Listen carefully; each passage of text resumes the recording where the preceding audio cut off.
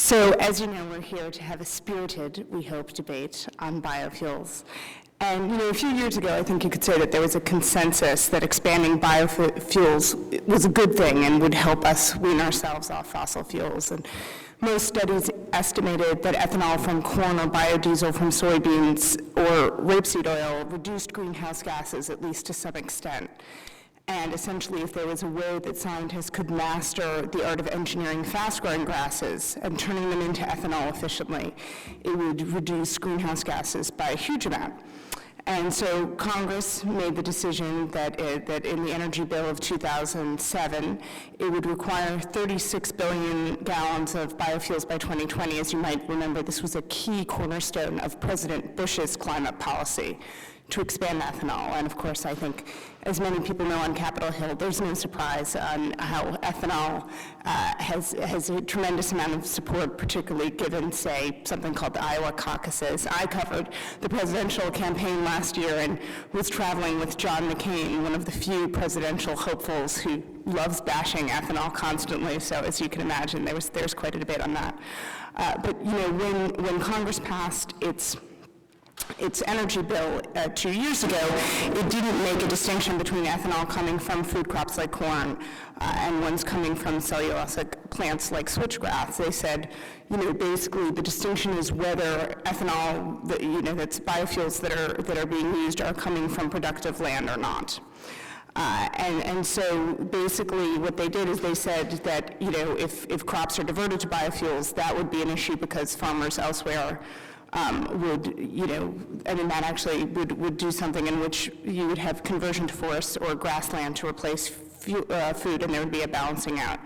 But these calculations of land use are something that people didn't really factor in, but there was actually a provision that was included in the energy bill that would look at kind of how different categories of biofuels reduce greenhouse gases by taking into account, either in the language of the law, significant indirect effects, such as land use change, and calculating the greenhouse gas effects EPA is looking at.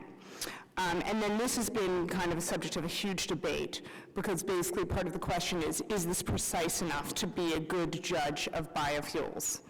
And in fact, there's been efforts to strip the Environmental Protection Agency of the authority to look at indirect land use effects.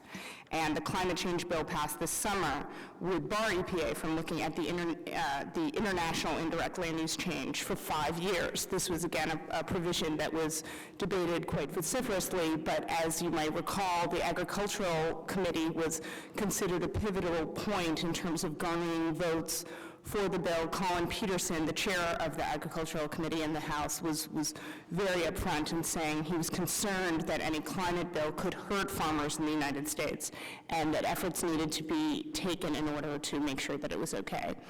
So, basically, this is a debate that's happening both here at home and in Europe, and I think everyone at this point is really looking at biofuels in terms of how can they address what everyone recognizes as an issue, which is, our dependence on fossil fuels and how to transition, and the question of kind of what biofuels we use and how we produce them is really one of the key questions I think a lot of lawmakers are invested in and a lot of policymakers are looking at both on and off Capitol Hill. So we have two speakers who will provide different viewpoints on this. Bruce Dale is a professor of chemical engineering at Michigan State University. In 1996, he won the Charles G. Scott Award for contributions to the use of biotechnology to produce fuels, chemicals, and other industrial products from renewable plant resources. In 2001, he stepped down as chair to return full-time to teaching, and he led a National Research Council report titled Bio-Based Industrial Products, Research and Commercialization Priorities, which was published in May of 2000. I'd also like to point out that his kind of concern on this issue was formed by growing up in the copper mining town of Ruth in eastern Nevada, a lovely small community that became a ghost town when the mine ran out of ore. And so he's basically distrusted mining society, mining as a kind of an economic base for society ever since, and has been looking to alternatives since growing up there. Tim Searchinger is a research scholar and lecturer at Princeton University and a transatlantic fellow of the German Marshall Fund. He had an article in Science that was prepared jointly with economists and ecologists at the Iowa State and Woods Hole Research Center, which helped focus public attention on this and sparked quite a firestorm of controversy. I not only covered this, but have subsequently been lectured by any ethanol proponent when I'm on a plane, when I'm walking, hailing a cab. It's really one of those papers that has been a touchstone for controversy, and I'm sure we'll have some of that debate coming forward. So with that said, so Bruce is going to start off for how many minutes? Sometime 20 minutes? 20 minutes. Okay. 25, 10, 10, 5. Okay, like a chess match, we're gonna start. You go now, and please make the case for biofuels.